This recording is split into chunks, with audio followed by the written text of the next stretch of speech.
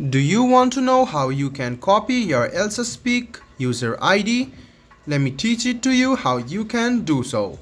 Hello and welcome to AI Basics. It's your host back again with yet another interesting tutorial video. In this video, I'm going to teach you how you can copy your Elsa Speak user ID quite easily. Go ahead and open Elsa Speak, which is on your phone. Now, what you need to do is go ahead and press profile, which is on the bottom right hand corner of your screen. Now tap on your profile, go to feedback and sharing, and you can see in the bottom of your screen there is your user ID option, and you can copy your user ID to the clipboard.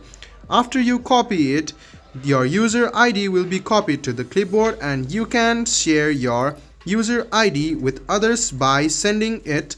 So you can just go ahead and go to the chat with your friends and then paste your user ID, and they can send you friend request and you can learn English together in Elsa Speak. So it's quite simple, guys. All you need to do is open up the Elsa Speak app, go to the profile section, which is on the right hand side corner of your screen, tap on it, tap on your profile, go to feedback and sharing, and click on copy user ID to clipboard.